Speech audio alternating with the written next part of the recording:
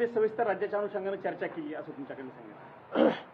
मी माननीय पंतप्रधान नरेंद्र मोदीजी यांची भेट घेतलेली आहे।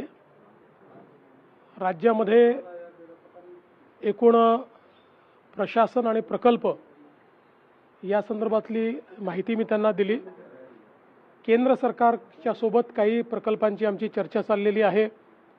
काही प्रकल्प वेगवेगळ्या स्टेजेसमध्ये आहेत, त्या संदर्भातली माहिती त्यांना दिली आणि एकूणच केंद्र सरकारकडून काय मदत अपेक्षित आहे या संदर्भात देखील मी त्यांना जे काही पत्र आहे ते दिलेलं आहे।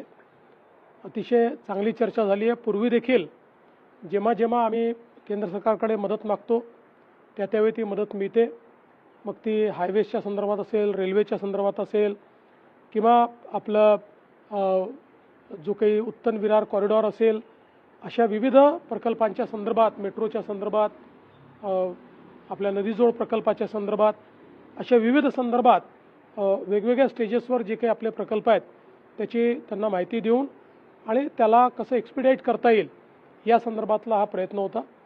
माननीय प्रधानमंत्री मोदींना भेटल्यानंतर मी निर्मला सीतारामनजी यांची देखील भेट घेतली आणि तिथे विशेषतः जो आपला उत्तन ते विरार हा जो कॉरिडॉर आहे जवळपास 55,000 कोटी रुपयाचा, त्याच्या संदर्भातलं आपण एक जायकाला प्रपोजल दिलेला आहे। तर ते प्रपोजल परस्यू करण्याच्या संदर्भातली आजची भेट होती। प्रपोजल मोठं असल्यामुळे त्यांनी त्या ठिकाणी एक सल्ला दिलेला आहे की जायकासोबत अजून एखाद दुसरी मल्टीलॅटरल एजन्सी, अशा 2 एजन्सीज जोडून हे पूर्ण फंडिंग करता येईल का, अशा प्रकारचा प्रयत्न करू। आम्ही त्याला होकार दर्शवलेला आहे। त्यामुळे त्याही संदर्भात पुढच्या काळामध्ये आम्ही वर्किंग करू। पण एक पॉझिटिव्ह त्याला आता एक प्रकारे एक रस्ता मिळालेला आहे आणि पुढच्या काळात त्याचे काम आपल्याला सुरू करायचं आहे। त्यानंतर मी माननीय भूपेंद्र यादवजी यांच्याकडे देखील गेलो होतो आणि विशेषतः भूपेंद्र यादवजी यांच्याकडे जे काही आपले पर्यावरण आणि वन याच्या ज्या काही आपल्या मंजुरी आहेत, ज्या थांबलेल्या आहेत किंवा वेगवेगळ्या स्टेजेसवर आहेत, त्याची माहिती मी त्यांना दिली, त्याचा फॉलोअप केला। त्यांनी देखील अतिशय वेगानं ती मान्यता देण्यात येईल अशा पद्धतीनं सांगितलेलं आहे। आता माननीय पियुष गोयलजी आणि निर्मलाजी यांच्यासोबत एक उद्योगाच्या संदर्भातली बैठक आहे। देशभरातले मुख्यमंत्री किंवा इंडस्ट्रीज मिनिस्टर त्याला राहणार आहेत। ज्या औद्योगिक वसाहती आपण केंद्र सरकारच्या मदतीने तयार करतोय त्याच्यामधली प्रगती आणि त्याच्यातल्या अडचणी या दोन्ही गोष्टींवर ही बैठक आहे।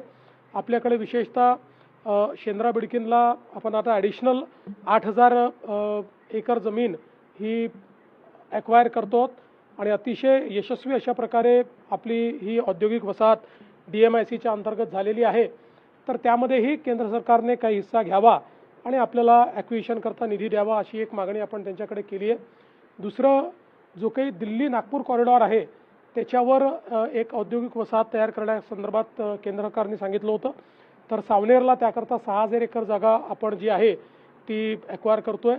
दिघीच्या संदर्भात त्यांनी एक मुद्दा मांडलेला, त्याचा आम्ही अप्राईज करू की 6,000 एकर जागा तिथे आपली ॲक्वायर झाली आहे आणि केंद्र सरकारने आपल्याला वन टाईम इन्फ्रास्ट्रक्चर जे पैसे दिलेत त्याचं टेंडर आपण अलॉट केलेलं आहे, त्याचंही काम आपण सुरू केलेलं आहे।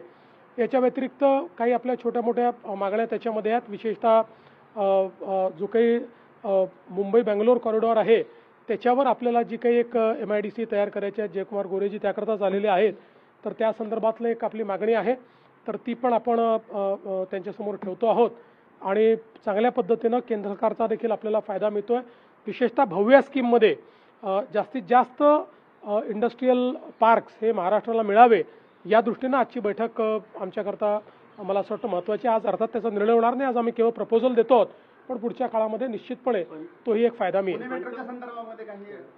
पुण्याची जी मेट्रो 3 आहे, जी टाटासोबत आपण तयार केलेली आहे, जी देशातली नवीन पॉलिसीतली पहिली PPP मेट्रो आहे, याचं जवळपास काम पूर्ण झालं आहे। आता त्याचं टेस्टिंग चाललं आहे। त्यामुळे त्याही संदर्भात मी माननीय मोदीजींना निमंत्रण दिलेलं आहे की याचं टेस्टिंग संपल्याबरोबर त्याचं उद्घाटन आपल्याला करायचं आहे, तर त्याचा एक ॲडव्हान्स त्यांना मी इंटिमेशन दिलेली आहे। ते देखील त्या संदर्भात लवकरच आपल्याला तारीख देतील आणि आपणही कंप्लीशन एक्झॅक्ट कधी आहे आणि टेस्टिंग कधीपर्यंत पूर्ण होणार आहे त्यांना कळवल्यानंतर त्याचे उद्घाटन लवकरात लवकर करण्याचा आपला मानस आहे। आपण दिल्लीत आला, खूप चर्चा सुरू झाली आहे।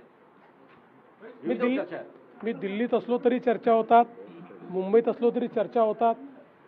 मला असं वाटतं की अनेक रिकामटेकडे लोक आहेत, त्यांना माझ्याबद्दल चर्चा करायला आवडतात, त्यामुळे त्यांना आनंद घेऊ द्या. रोहित पवारांनी पण तशीच चर्चा केली. ते म्हणतात की तुम्ही दिल्लीत गेलात तर अजितदादांच्या अनुषंगानं बोलला असाल आणि आता तुम्हाला वरतीच जायचं आहे केंद्रात, असं त्यांचं. नाही, मला असं वाटतं की ज्याला जे तारे तोडायचे आहेत, ज्याला जे फुगे उडवायचे आहेत, ज्याला जी पतंग उडवायची आहे ती पतंग त्यांना उडवू द्या. मी महाराष्ट्रात आहे. महाराष्ट्राच्या जनतेने आणि माझे नेते नरेंद्र मोदीजी यांनी महाराष्ट्राची जबाबदारी माझ्याकडे दिलेली आहे. मी प्रामाणिकपणे महाराष्ट्राच्या जनतेची सेवा करतो आणि ती करत राहणार आहे. भाजपच्या राष्ट्रीय अध्यक्षांची टीम जाहीर झालेली आहे. या टीममध्ये महाराष्ट्रातनं भारतीताई पवारांना संधी दिलेली आहे उपाध्यक्ष म्हणून. मी आत्ता अजून बघितलेली नाही, म्हणजे खरं सांगायचं आपल्यालाही माहिती आहे मी बैठकीतनंच बाहेर आलो आहे. पण जर टीम जाहीर झाली असेल आणि त्यात कोणी महाराष्ट्रातलं असेल आम्हाला आनंद आहे. मी एकदा टीम पूर्ण बघेन मग त्याच्यावर. तुम्हाला दिल्लीत पाठवण्यासाठी मागे कोण लागले? अनेक लोकांना असं वाटतं की मी दिल्लीत गेलं पाहिजे, पण त्या सगळ्यांना मी सांगतो की मी मुंबईतच आहे. थँक्यू.